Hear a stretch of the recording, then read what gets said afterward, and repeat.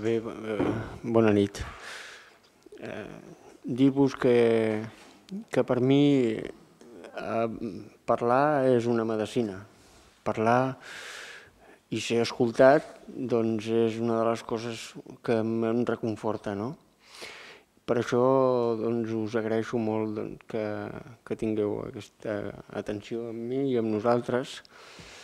Parlo una mica, us parlaré una mica del meu cas, però voldria que al mateix temps penséssiu en casos i casos, mils i mils de persones que estan en una situació, si no similar, bastant greu, no?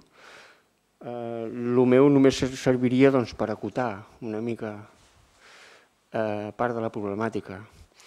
Jo i la meva companya vam decidir hipotecar-nos en l'any 2005, fruit d'aquesta bonança econòmica que hi havia, doncs, fruit també d'aquesta educació amb la que havíem pujat, de comprar, de sempre tenir alguna cosa, i ens vam embarcar. Aleshores tot anava molt bé. Us podria dir que després d'haver comprat aquest immoble encara ens sobraven diners.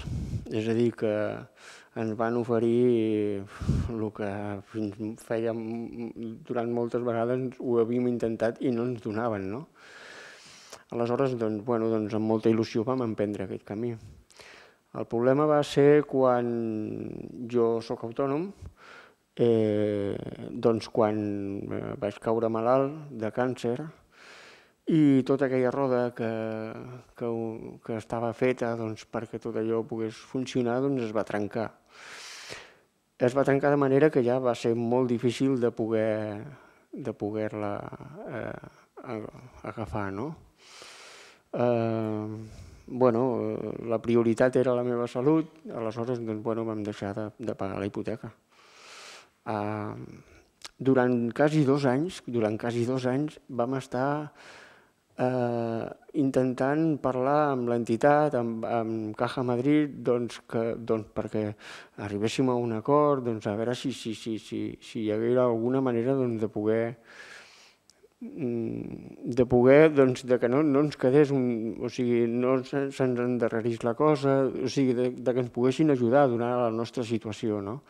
Per un costat ens deien que sí, que tranquils, que això no podia ser, tal, però per un altre el procés d'execució hipotecària continuava, no? Va continuar fins al punt que una de les 2 hipoteques que es van fer ja està subhastada, i es va subhastar precisament un dels dies que jo tenia marcat com a de tractament, de quimioteràpia. Vull dir amb això que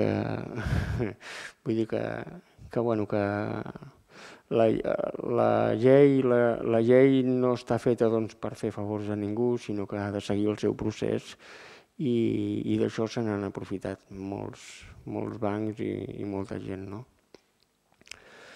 Això en resum és el que nosaltres estem vivint. Una mica també voldria dir-vos que fins ara pensàvem que estava tot molt bé, però